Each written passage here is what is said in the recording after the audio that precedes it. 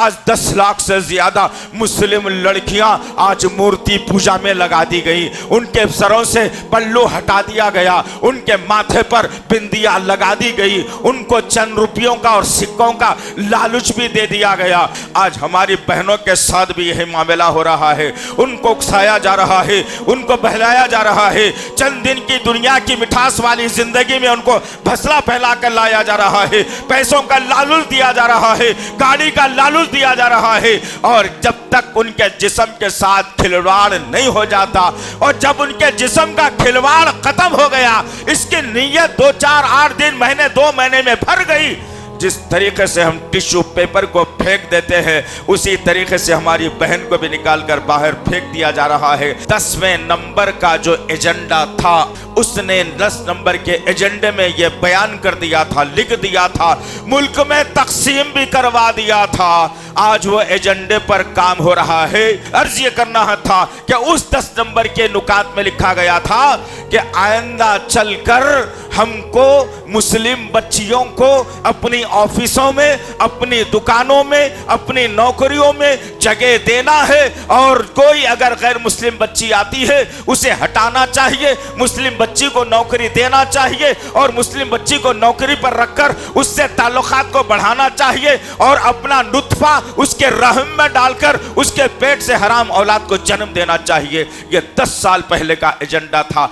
आज तो हाल यही है कि 10 लाख हिंदुस्तान की सरजमीन की बेटियां जो कल तक ला इलाहा इल्लल्लाह मोहम्मद रसूलुल्लाह पढ़ने वाली थी, अजानों के ऊपर अपने सरों पर दुपट्टे डालने वाली थी, जब अजान खत्म होती तो नमाज की तैयारी करने वाली थी, उनकी जबानों से कभी कुरान के अल्फाज भी निकले जाते थे, उनकी जबानों से कभी सलाम जैसा मन का पैगाम भी दिया जाता था, उनके अमल से कभी माँ बाप की खुशी भी जाहिर हो जाती थी और वो अपने रब को मनवाने की खातिर अपने माथे को जमीन पर टेक कर अपने रब को मनवालिया भी किया करते थे। लेकिन अजीजान मोहतरम, आज 10 लाख से ज्यादा मुस्लिम लड़कियां आज मूर्ति पूजा में लगा दी गई, उनके सरों से पल्लू हटा दिया गया, उनके माथे पर बिंदिया लगा दी गई, उनको चंद रुपयों का और सिक्कों का लालच भी दे दिया गया।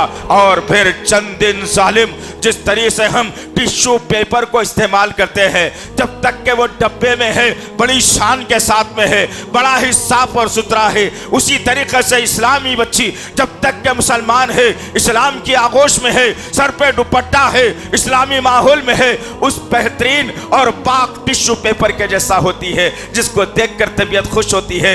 लेकिन जब उसी टिश्यू पेपर को हम उस डब्बे से निकालते हैं, अपने माथे का पसीना पोंछते हैं, अपने होठों की गंदगी साफ करते हैं, अपने हाथ को पोंछकर जिस तरीके से फेंक दिया जाता है, आज हमारी बहनों के साथ भी यही मामला हो रहा है। उनको उकसाया जा रहा है, उनको बहलाया जा रहा है। चंद दिन की दुनिया की मिठास वाली जिंदगी में उनको भसला फैला कर लाया जा रहा है, पैसों का लालच दिया जा रहा है, गाड़ी का लालच दिया जा रहा है। और जब तक उनके जिस्म के साथ खिलवाड़ नहीं हो जाता और जब उनके जिस्म का खिलवाड़ खत्म हो गया, इसकी नीयत 2 4 8 दिन महीने 2 महीने में भर गई।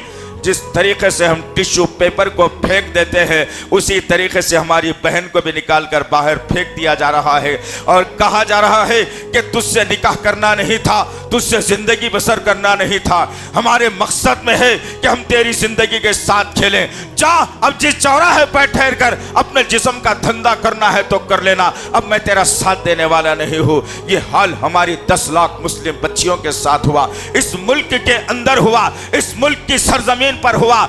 बच्चियां अगर कॉल सेंटर में काम करती है, तुम 30-40 हजार 50 हजार की चक्कर में एक जबरदस्त जन्नत को भूल रही हो, 30-40-50 हजार की चक्कर में तुम मायशा के पड़ोसी को भूल रही हो, 30-40-50 हजार के चक्कर में तुम बहन फातिमा को जन्नत से दूर कर रही हो, 30-40-50 हजार के चक्कर में वो बेहतरीन खूबसूरत होरों का मंजर तुम भूल रही हो, 30-40-50 हजार के चक्कर में तुम जन्नत की आराइश जन्नत की खुशबू, जन्नत की रहने, जन्नत की मिठास, जन्नत की ठंडक को मेरी बहन दूर कर रही है। कितने दिन की जिंदगी है मेरी बहन, कितने दिन की जिंदगी है।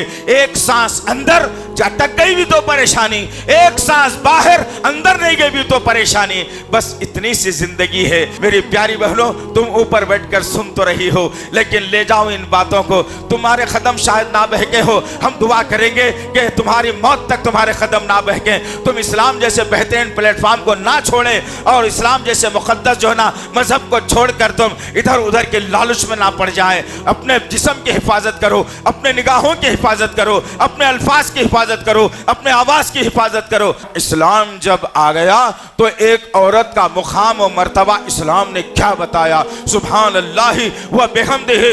इस्लाम एक ऐसा मजहब है जो औरत की हिफाजत चाहता है, उसकी निगाहों की हिफाजत, उसके कानों की हिफाजत, उसकी आंखों की हिफाजत, उसके जबान की हिफाजत, उसके शर्मगाह की हिफाजत चाहता है।